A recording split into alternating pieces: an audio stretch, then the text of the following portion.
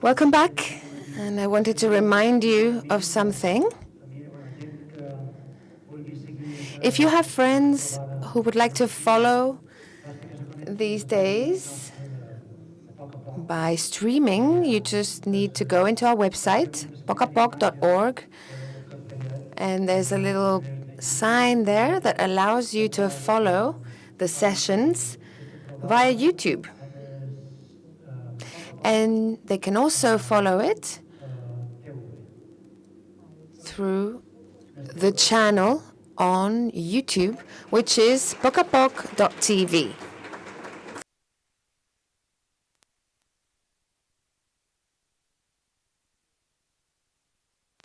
Oh, once again.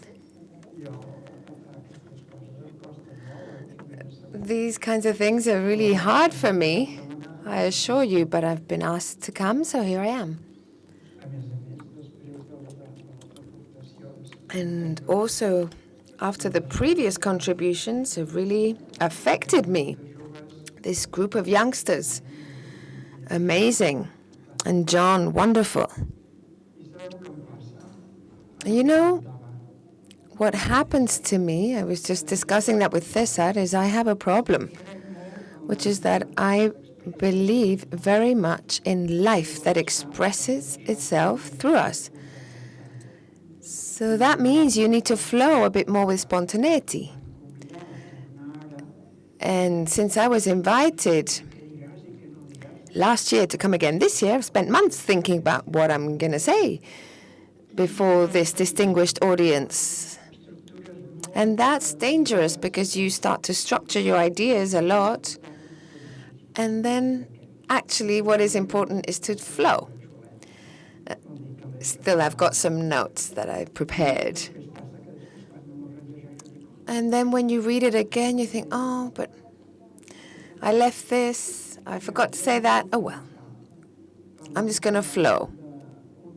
I wanted to start by talking about a Hindu wise person, Rahana Maharshi. I wonder if some of you maybe know him already. This man is the most well-known and important speaker in the 20th century of a Hindu tradition, which is the Advaita. I wanted to share with you that when he was a young man, when he was 17, he told the story many years later. But when he was young, he was alone at home on the top floor, and he was reading stories of the lives of saints, of important people from that southern Indian state where he lived. And he suddenly had this feeling that he was going to die, but a really intense feeling that he was dying. And instead of escaping, as some other adolescent would have perhaps done, and go and find his friends to get out of this fear, he thought, okay, I'm going to face up to my own death. He lay down and started to accept his own death. And he said, I'm going to let my things and myself die. So he started to disidentify inwardly from his own body. And then he realized he still wasn't dead, because he still was thinking and feeling. And he thought, okay, I'm going to let that die too. And that's where things got a bit complicated, because what's left? He said, okay, I'm just going to let go. What's left? And he explains how his awareness started to expand. And he started to perceive himself as if he were the totality, as if he was losing himself within that totality. He had let go of the limits that made him an individual and discovered himself as everything. And that was his constant request, to enter this awareness. That was his quest, to enter that awareness and radiate it. And so his teaching was what he called the integration of the self. Ask yourself who you are deeply, and you will realize that you're not only the body that you live in and that you express yourself in, you're not only your psychology and your subconscious, your imagination, your psychological world, your soul. You are actually much more than that. And I connect that with something else that has also been very useful to me. Before I left last year, I talked to you about a small chapel that had affected me very much, which is in Montserrat, in the mountains in the Pyrenees, up in a cave. And another Portuguese hermit who was learning with Stanislao made like a summary. I asked him, make a summary of your learning, your teaching. And the Portuguese man did like a summary or a design that really helped me very much as a summary of what we discussed in that chapel. This Portuguese man talked about the curve of silence. Life is like a simultaneous movement in two directions. Life, deep life, the life as is experienced in this way, and how he wanted to communicate this. There's a movement of disidentification, to letting go, not identifying yourself with your body or with your self, your individual self, which we give a name to and which gives a bottom line to our whole story. In my case would be Esteva. It's about realizing that you are something more than all of that. And so to talk like this, you need to take this step of dying in life, which is scary, because you'd feel that there's a self that knows that it is losing control if it takes this step, and that therefore the self will not have control, the self that is connected with one's projects and desires and fears. And this is the big step. And so you enter silence. Some people call it being, absolute, life, universe, energy, whatever you want to call it. It's a reality that is beyond you and that knows how to connect with everything. And then, actually, the truth is that you are at this level of consciousness, and then you realize and you know that you are what is unique.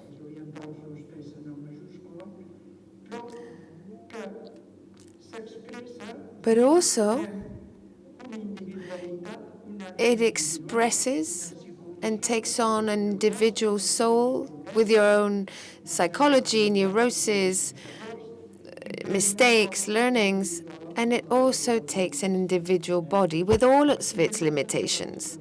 And this is the adventure of life.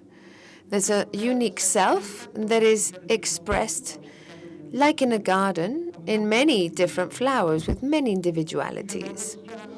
And so, when you're looking at others, the other is no longer just the other. He or she is the expression of the very self. And when I was hearing these young people, the guy with the curly hair, Eric, and when he was talking about the telepathy that plants have, I was moved because I was like, wow, that's what it's about. It's important for us to see this consciousness of non-duality, let's say of unity. The Oriental expression is non-duality. We're not two, the tree and I. We can be as individuals. The dog and I, the cat and I, the tree and I, the other person and I can be two, but there is a reality that connects us. And so nowadays, I would say the present moment is a moment that is very demanding, in which we need to unveil this consciousness of duality, because a culture built from reason, which is the one we live in and which is good, it has values, but it is not wide enough, it is not inclusive enough. It falls short of respecting nature, what surrounds us, and adequate simultaneous growth. So we have not respected others. We've just looked out for ourselves and our group, our people. I'm not saying we shouldn't look out for ourselves and our families and the conservation of your own individual self and your culture, etc. But we need to do that with an awareness of community, of walking together. We either save ourselves all together or no one will be saved. It's that clear. If you want to have your cake and eat it and have the whole cake for yourself, well, there will be others who also want a piece of cake, and that's where we start to build barriers. And so this cannot succeed.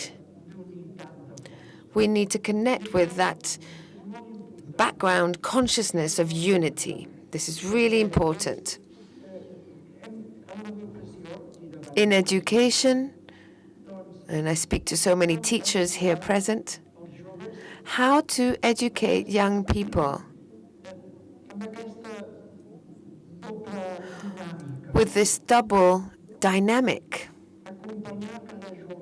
to walk alongside each young person and child with their own mystery. Every child is unique. And so you think, oh, that contribution from the back earlier. Before being a teacher, I'm a mother, I'm an aunt, I'm a wife, I'm a sister. Each one of us cannot give what we have not lived ourselves. If we want to pass on the richness of the mystery of each one of us, which is life expressed in an individual person, first we need to live this ourselves. If we experience it ourselves, then we will have learned to manage ourselves in our own mystery. Who am I in the world? Last year, if you remember, we were talking about water and how there's many varieties of fish, and every species needs its own particular water with a particular type, amount of salt and pressure and temperature. This is our individual adventure for each one of us. Which is my place in the world? How do I express life? And it's not just for once and for all. This is an evolution, and it demands an attitude of permanent listening and permanent vision and a permanent state of tension, which I often don't have because I'm too much in the head. So we need to learn to discover our own mystery. And as we do that, it will be easier for us to look at the other and be able to sense their own mystery.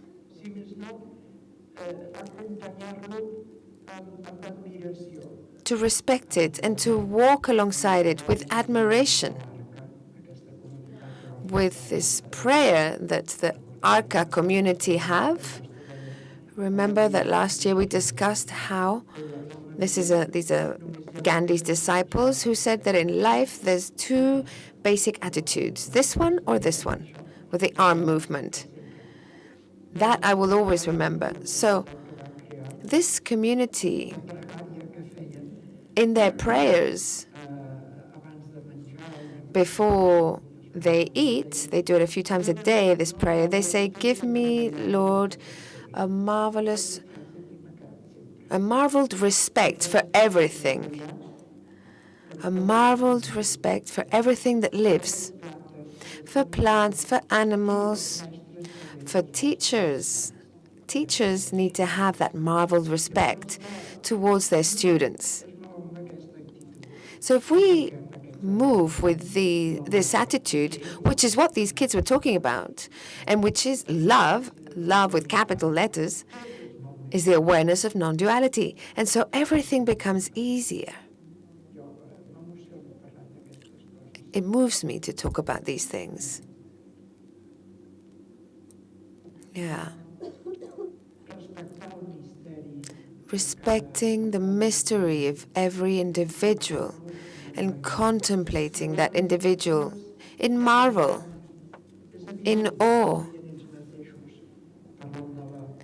It's obvious, as the kids were talking about the two types of schooling that need to complement each other, I think it's obvious that you need to give them content and information, but it's also evident that your student, your son, your daughter, your friend will learn from you through osmosis. It's not just about the information you give them. Kids learn by osmosis, just like the plant that has telepathy. Plants are connected. Humans are not. We're more in the head, and so we're more disconnected. Children perceive by osmosis. And so the strength of presence is much larger than all of the wealth of content that we can give them. I'm kind of saying in a very untidy fashion everything that I had brought, but I can feel myself flow.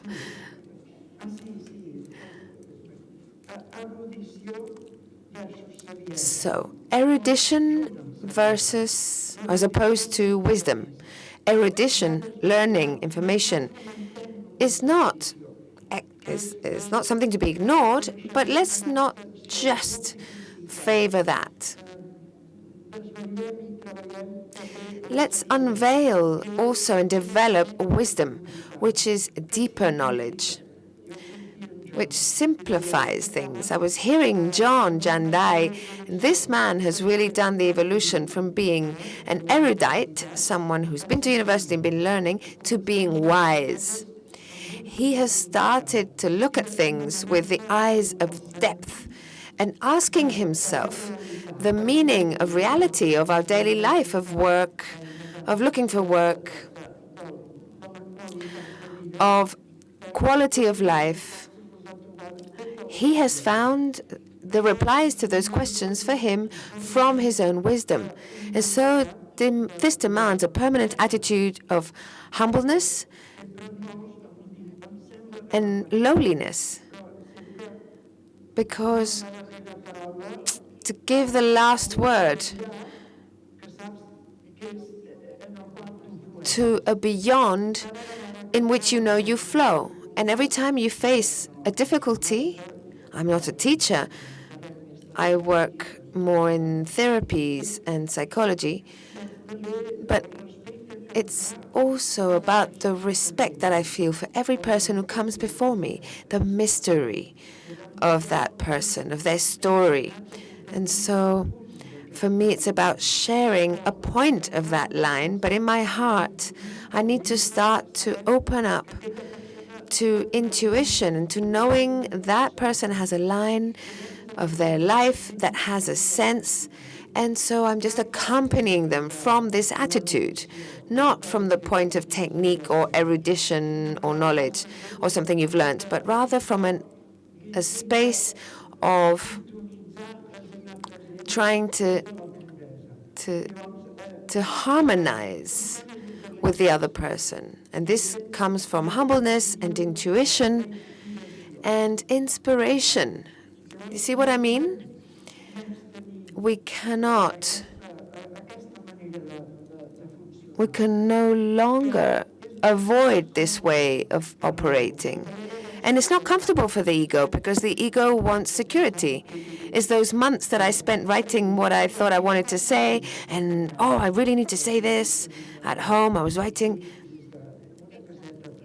And I have a little hut in the country, and I have 70 meters from the little hut to the front gate.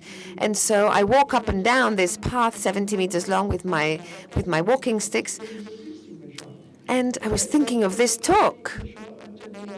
And as it came closer, this talk today, this generated an anxiety in a way where I was thinking, oh, I need to say this and I need to say that. And then it's like, you know what?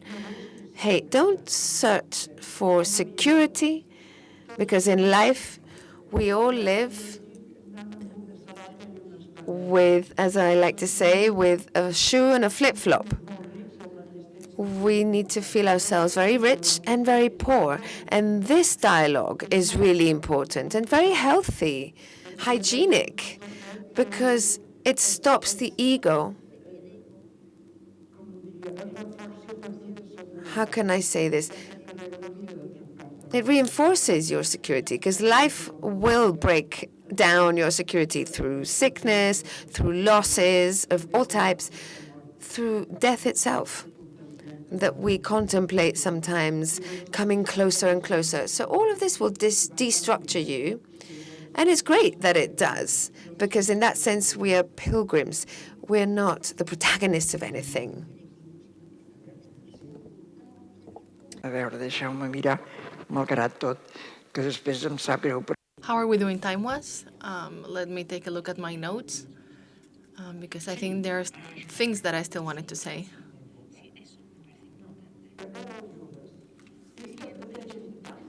Yes, the youngsters who were here also mentioned it.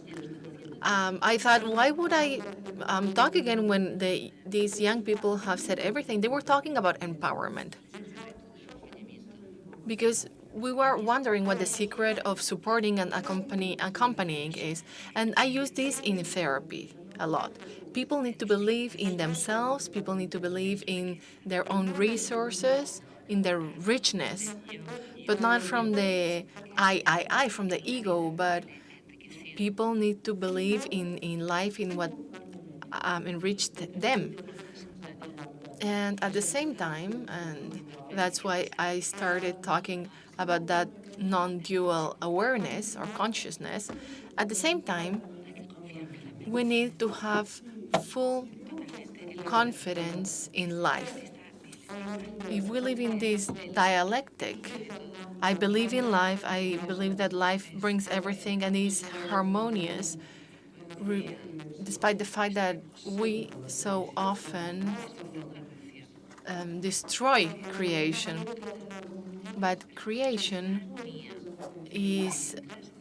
can be in harmony. And if you are within that dynamic, you find your water, your way of flowing as water.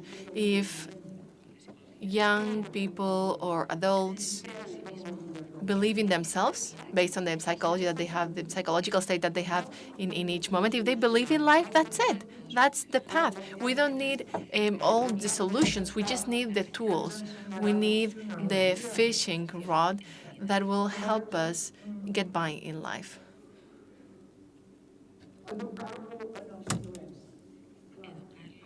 We need to educate in silence. How can we help young people? How can we help children to really go deep in a world that is saturated with information, a world that is saturated with noise, of noise that comes in through our minds? If we don't educate children in the capacity of interiorizing things, they will have a hard time. So there's something very interesting, and that is to include the work with nature in education. And something interesting in this sense is that nature is in silence. Yes, I do believe in meditation, and meditation is a way to educate. I'm not trying to say the opposite. John and Satish are here, and I want to tell them that I do meditate, and it's useful. But there are other ways to introduce silence. I have a friend who's a soulmate that I have known forever. And when he was a Boy Scout, he tells me this story that when this friend was a Boy Scout, it was terribly positive for him, the fact that he's the chief in his group told them, listen to the silence of the night. And he told me that this chief scout opened the doors of silence to him.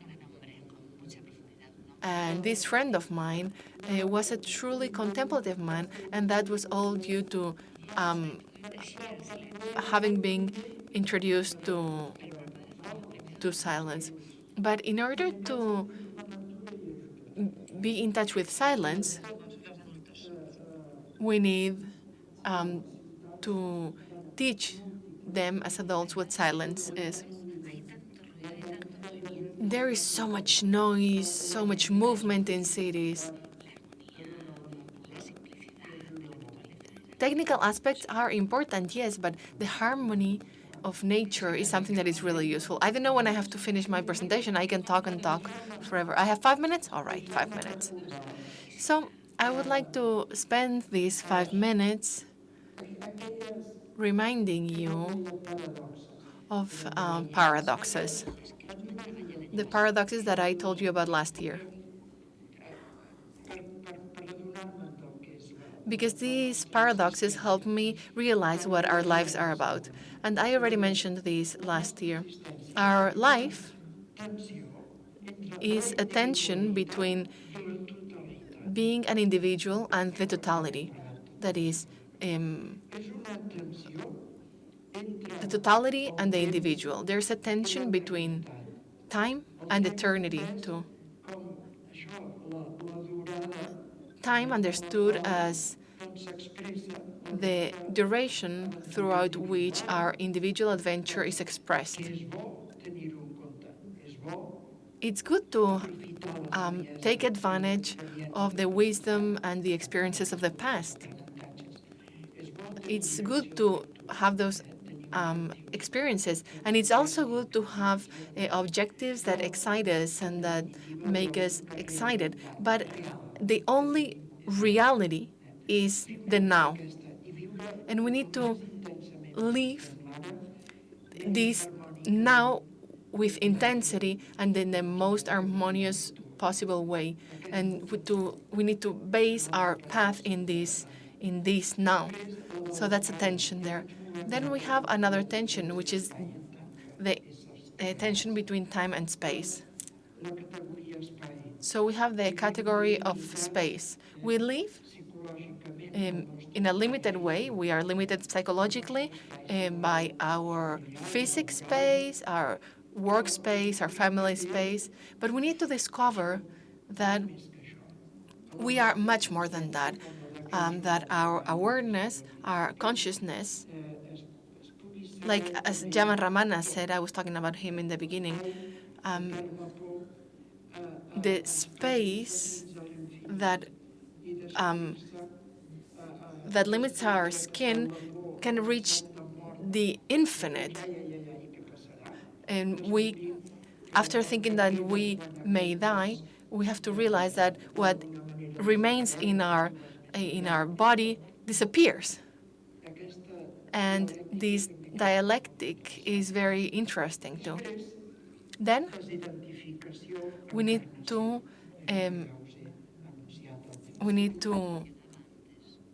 think of something that I mentioned before. And there's another paradox that I'm very much interested in, which is to get void, to become void and plenitude, the tension between plenitude and voidness. We tend to look for more, being fuller. We need to look for more money, more people around me, more prestige, more and more objects, more pleasure. And I have realized that this doesn't work. We can start living a whole hell because it never finishes. When I have more, I'll be happier. No, it doesn't work that way. And once you have everything, you want something else. And the path to happiness goes the other way. The path to happiness leads us to unhook ourselves from things. It leads us to disattach ourselves from things. And we will end up realizing that the path that takes us to happiness is that of disattachment. This may sound a little bit mystical, but those of you who are parents know what becoming void means. Disattachment, nightless sleeps, when your children are babies, then when they're not babies, they may be sick and you have to be by themselves. I'm talking about accepting others in relationships of partnerships, accepting friends. In the East, people from the East, and this is something that I find very useful, in the East they talk about three paths. Three paths that complement each other. One is the path to knowledge, the jnana, which is this path of discrimination. This is in line with what Ramana said. It's the path that is closer to meditation. All the mindfulness techniques, all the Eastern techniques, meditation, when we choose what images we want to retain, what others.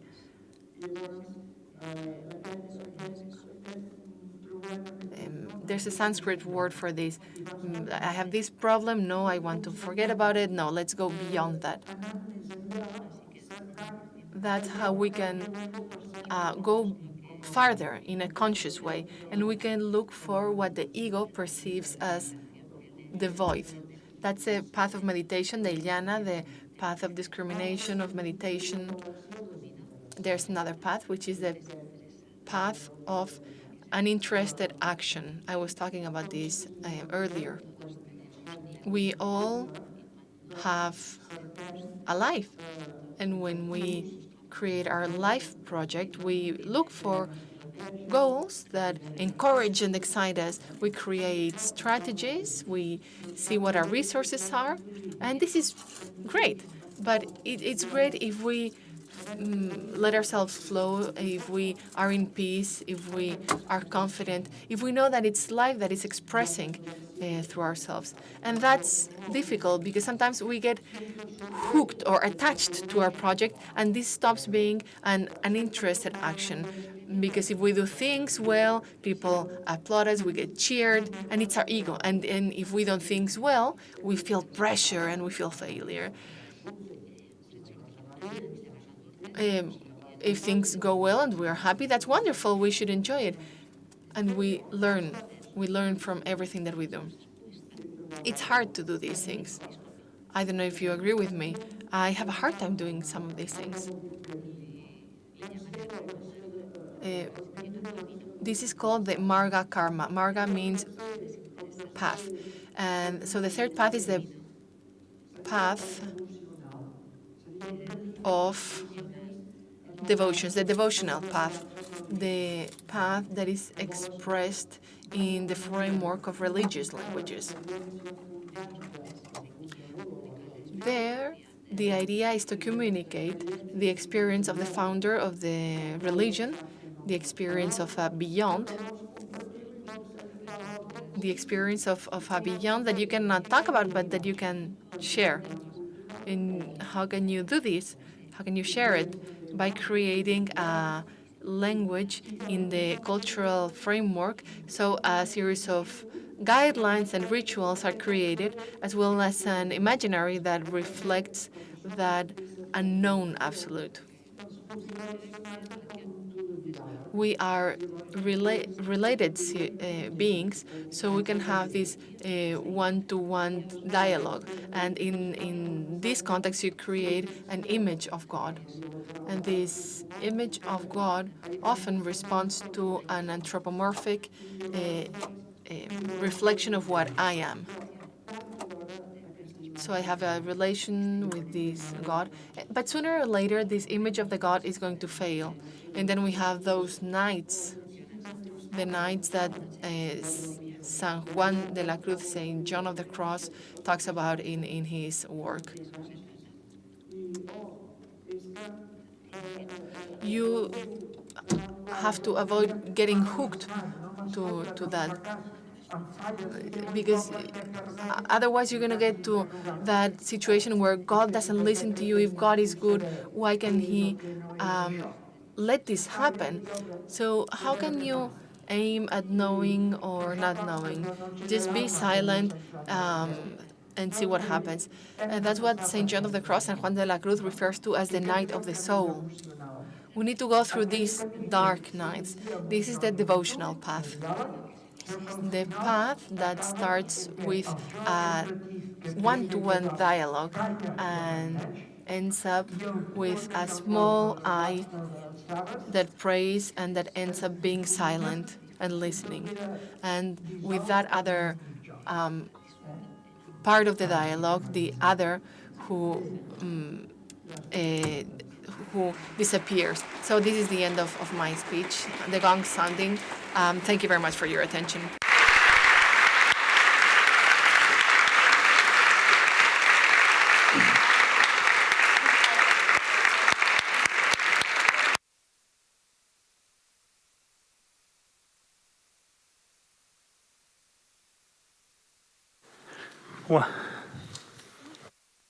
Bien, nada, estoy llorando.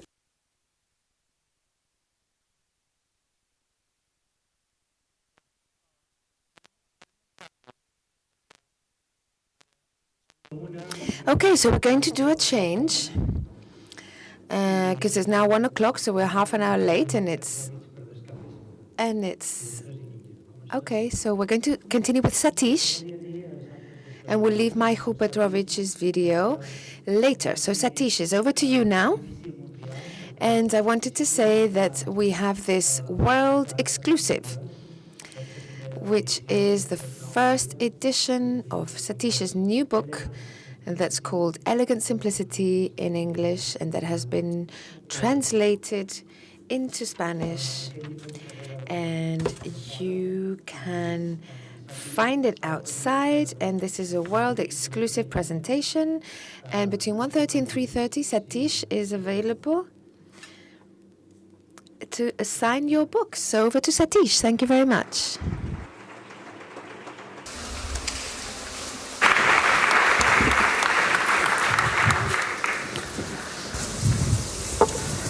Okay. Maybe I will also sit down. Okay. Thank you very much. Yes, elegant simplicity. But before I talk about elegant simplicity, I would like to say that the idea of elegant simplicity came to me while I have been coming to Mallorca. So I want to thank Mallorca for giving me this title of the book.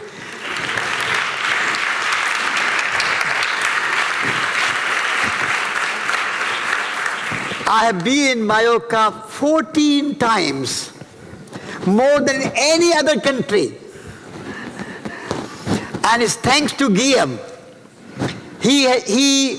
When he first phoned me 14 years ago, he said, I am a shoe designer. So shoe designer talking to me, what's the point?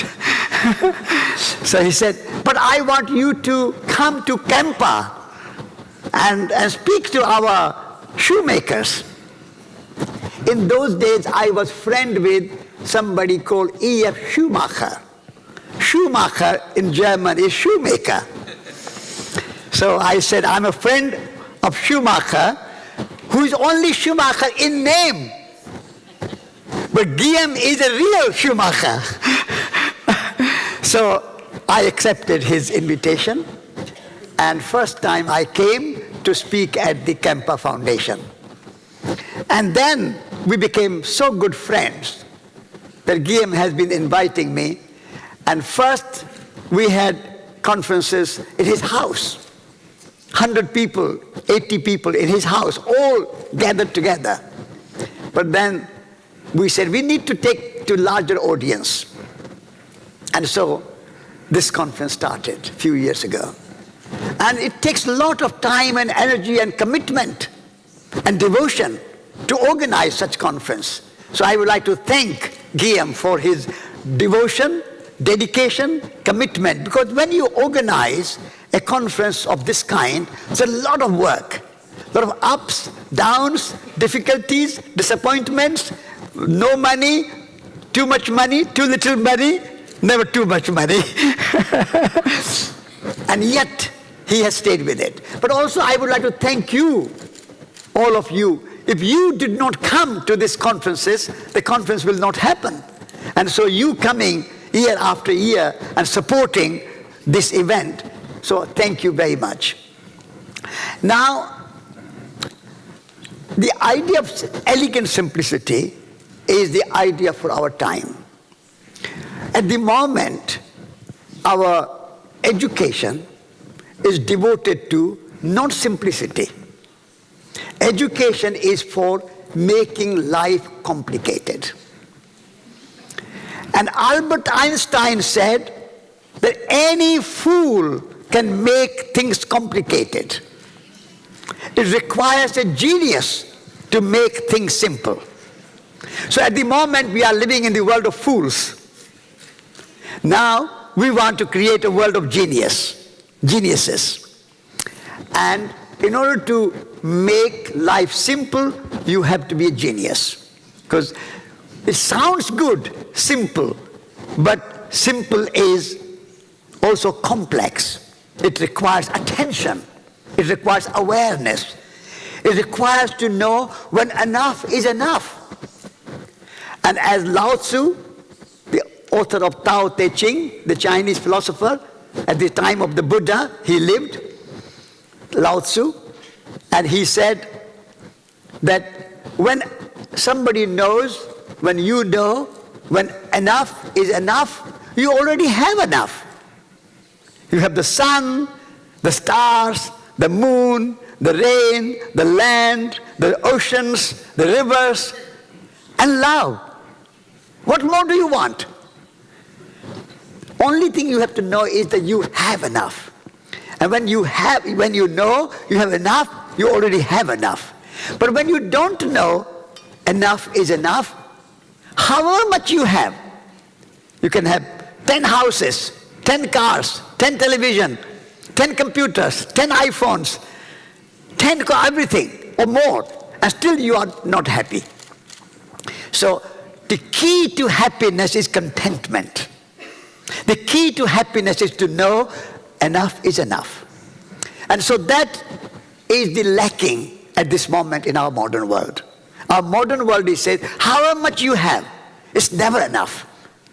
Economic growth is the curse of our time. We are always saying we need more economic growth, more economic growth, more economic growth.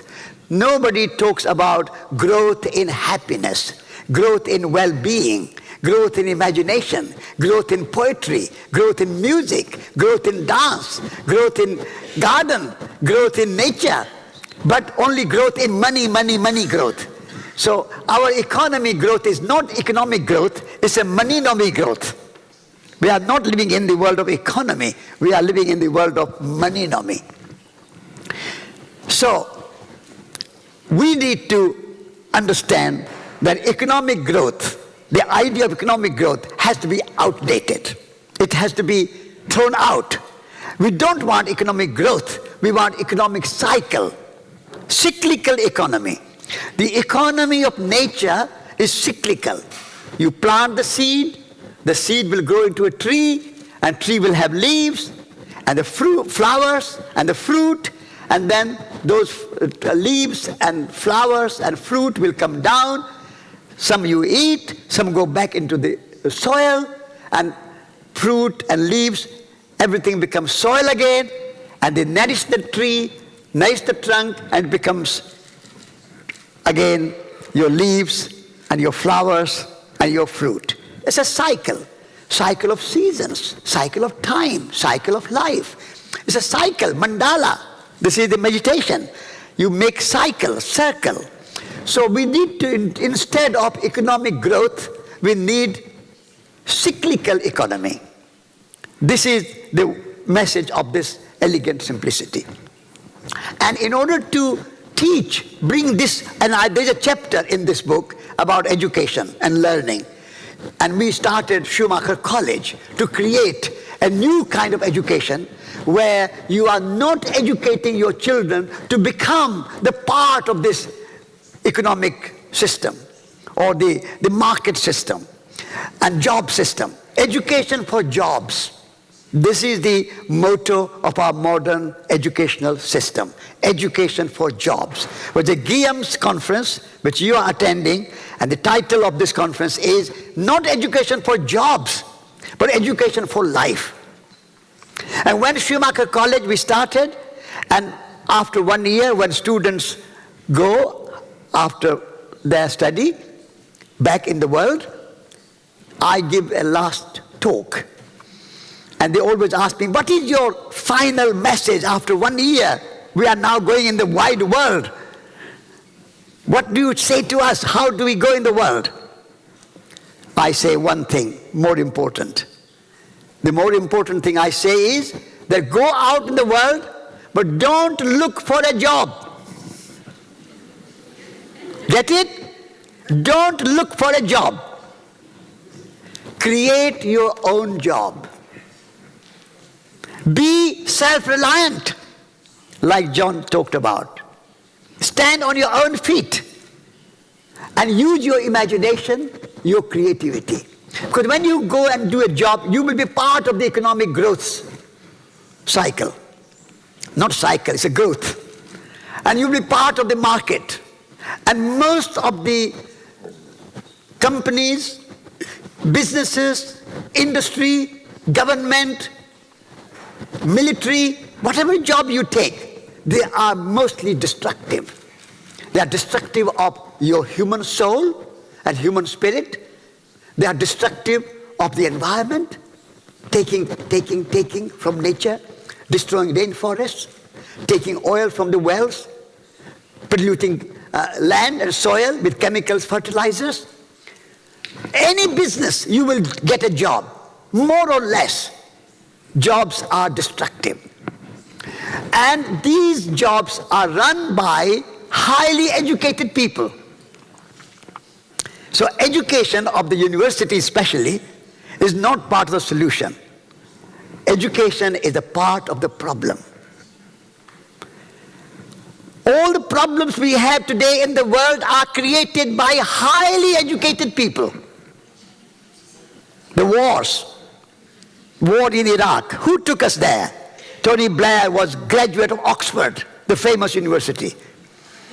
Bush, who took us to war? Bush, president, so-called president. Well, he was a graduate of Yale, famous university. So who is running big companies, fossil fuel companies, creating global warming and climate change? Who is running that? Highly educated people, and they are paid high salary so that they can destroy the world. You are paid highly to destroy the nature. Who is running big companies destroying rainforests?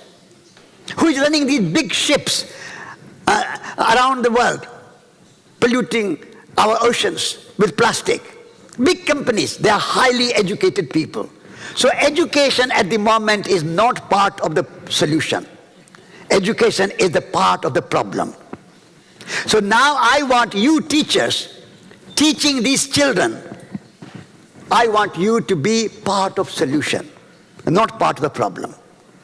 So as I say to Schumacher College students, go in the world, but don't look for a job, but create your own job. I want you to teach your children that we are not educating you for jobs, we are educating you for life. And how can you do that? All the things you will teach, mathematics, science, geography, history, all the subjects are fine. The most important thing you need is love. You have to love the child and the children you are teaching. They are not objects. They are not empty vessels to put information in. They are living organisms. They are living beings. They are sacred beings. They are little Buddhas, little Jesus Christ, little Mahatma Gandhi, little Lao Tzu, little Shakespeare, all the names that you can think of. They are that bud, that potential. You have to love them. Every child is a potential Buddha. Every child is a potential Jesus Christ. Every child is a potential Mother Teresa. Every child is a special human being. The moment you love the child, all your subjects, history, geography, mathematics, science, whatever you are teaching, all will fall in place. The first subject to teach and to learn and to practice is love. But you cannot love the child if you don't love yourself. Jesus Christ said, love thy neighbor as thyself. You have to love yourself. And loving yourself is not selfish. Loving yourself is not ego. Loving yourself is seeing you are a divine being. You are also a very special person. Every teacher is a hero. Every teacher is a special person. You have to love yourself. I love myself doesn't mean that's an ego, because I don't say I don't love you. If you say I'm better than you, I love more than you, that's ego. If you say I'm better than you, but if I say I'm good, I'm a good teacher, it's a great job that I'm doing, it's a great gift that I'm making to the world. Be proud of your job. Proud is a bad word, but in this case you can use it. Be happy. Doesn't matter how much money you are getting. You are not a teacher to make money. Teaching is your not profession only. Teaching is your vocation. Teaching is your love. So love yourself as a teacher. When you love a child and love yourself, then you love your subject. Whatever you are teaching, you have to love it. You have to love your history. You have to love your mathematics. You have to love your science. Whatever you are teaching because you love your subject. So love the child, love yourself, love the subjects, and then you love everything, the world around you. We have seen some beautiful pictures and images of love, of music there, of peace. You have to love the world. You have to love nature. You have to love trees. Wonderful, one person from this audience brought me a bowl of khakis. Delicious. I love khakis. I love fruit. I love vegetables.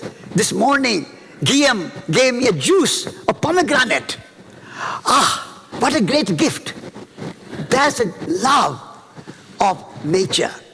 If we cannot love nature and we are just loving money, that's not going to make you happy. That's not going to make you a great teacher. That's not going to make your little child a Buddha or a Jesus Christ or a Mahatma Gandhi or a Mother Teresa or a Bangari Mathai. So money is only a kind of facilitator. Money is not your master. The pay you get at the end of your month or your week is only a byproduct. The real gift and the real reward that you are getting from teaching is your joy and satisfaction. That I am a teacher and I teach children because I love children, because I love myself and I love my subject. And I love nature. I love the trees and the mountains. Mallorca is such a beautiful island with such a beautiful mountains, such a beautiful trees, such a beautiful soil, such a beautiful ocean. Don't spoil it. Don't spoil it with more roads and more cars and more hotels and more all the things. Don't spoil it. Keep it as pristine and beautiful as it is. And let all the people who come to Mallorca come as pilgrims, not as tourists. Because pilgrims come to celebrate. Tourists come to take something for themselves. I want good holiday. I want a good swimming pool. I want a good hotel for myself. Tourism is a very ego-centered, very egotistical. But the pilgrim is celebration of Mallorca, celebration of land, the trees, the animals, the mountains, the oceans, the rivers, the people, everything you celebrate. That is the love. So our education can be transformative. Our education can transform the world. From the way our modern education is destroying the world, your responsibility is to create a new generation of people, like the young people who are sitting here this morning and talking. They are the heroes. They have got a new consciousness. They know what kind of world they want to create. We want future in their hands. And it is your responsibility to create young people of that nature who will rise above their ego and love the world and make the world a beautiful place. Because if children make something, making is education of head, heart and hands. When they make something, they become poets. You know the word poiesis? Poet? The word poet does not mean only the person who can write some beautiful words on a page. Of course, that is a poetry because they are writing it from their own hand, on their own heart and their imagination and their creativity. But anything you make with your heart, with your imagination, with your creativity, with your hands, then whatever you make becomes poetry. This beautiful building is a poetry. A beautiful garden is a poetry. A beautiful, delightful dinner, delicious food you put on the dinner with colors and fragrance and smell and look and taste. It's a poetry. If you have only poetry on the page in a book and no poetry on your kitchen table, that poetry on the page is not going to feed you. And you have poetry on the page but no poetic house, you are not going to be sheltered. So your house should be a poetry. Your food should be poetry. Your medicine should be poetry. Your clothes should be poetry. Everything has become art with imagination. At the moment, we are not creating any art. We are creating ugliness. We are just manufacturing, mass production. Mahatma Gandhi said, not mass production, but production by the masses. Everybody participate in making something beautiful with our two hands. These two hands are a wonderful gift. Magical. It's a magical gift. Transformative power of the hands is unimaginable. These two hands can take a piece of clay and turn into a beautiful pot. Can take a piece of wood and turn into a beautiful chair or beautiful table or beautiful sculpture.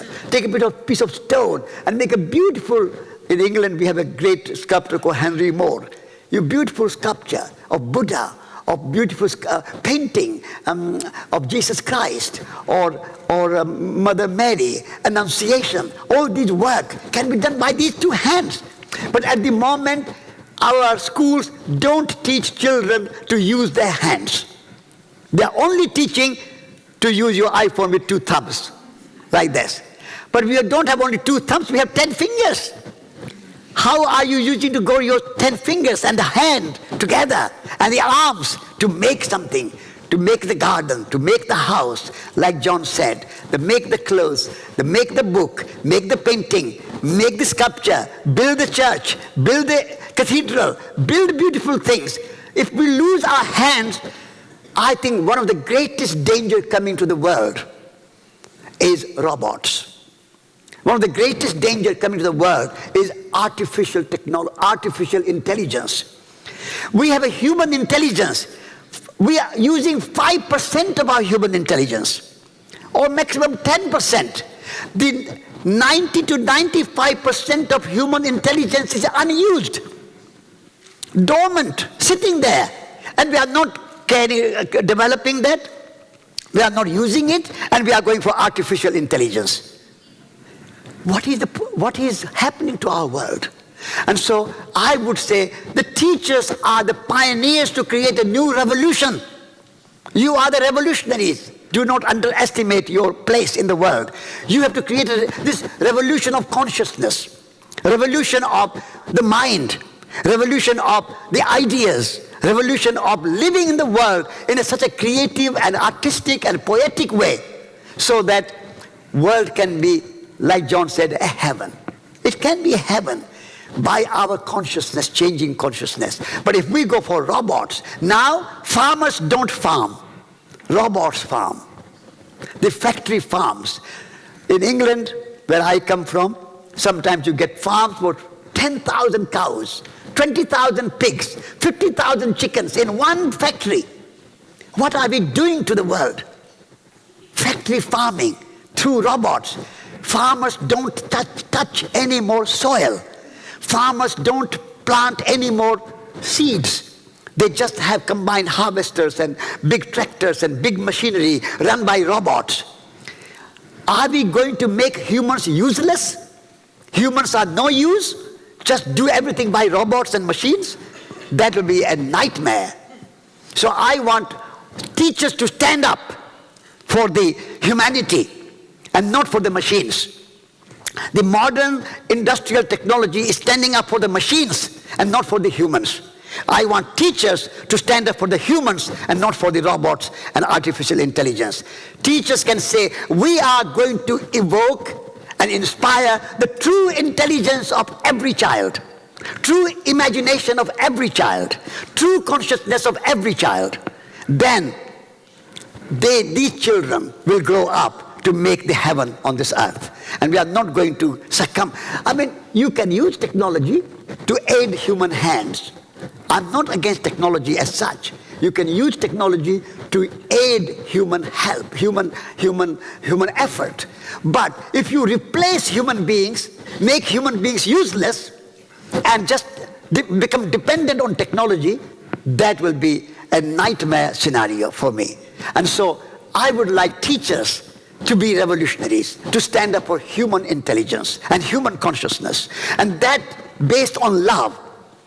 Because for me, love is the answer. Whatever is your question, love is the answer. And love is not logic, love is magic. If you are looking for magic, find the love in you. Start with yourself, as I already said. Love yourself, love your children, love your subject, love the world, love nature. Swim in the sea of love. Sing love. Live love. Love is not just wishy-washy, flaky idea. This is the most radical and most revolutionary and most pertinent idea that we can have in the world. No good education can come about, no good teaching can come about, no life can come about if there is no love, thriving love in your heart. The moment you have that thriving love in your heart for everything, love for life, the people who are creating robots and artificial intelligence and a mechanized and industrialized materialistic society, they are lacking in love. Robots cannot love. Robots can go and work in a hospital like a nurse. Robots can go and look after cows for milking. But robots cannot love. If scientists can guarantee me and say to me, we will produce a robot which will love, I will say, okay, go and produce robots. The love can only come from human heart. This is why I am totally against this robotic, artificially intelligent, mechanized, industrialized system where we lose nature, we lose humanity, we lose our love, and we lose our creativity, we lose our imagination, and we become robots. We become the slave of technology and machine. And therefore, my message is very radical and very revolutionary. I'm standing up against artificial intelligence and robots. Are you with me? Yes. Say yes loudly. Yes.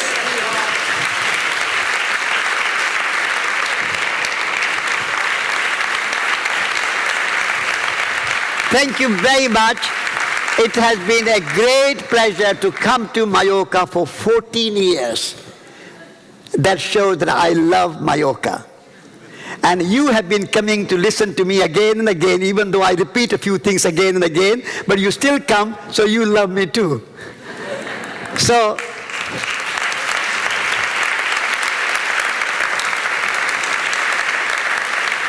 thank you. I love you. All together say, I love you. I love you. Thank you.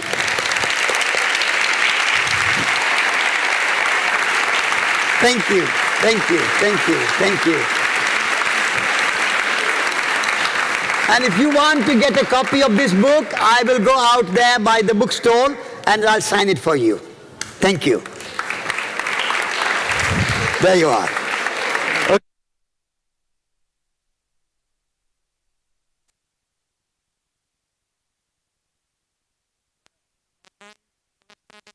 puntuals i començarem amb... We have to be back here at 3:30, and we will show the video by Mikhail Petrovich.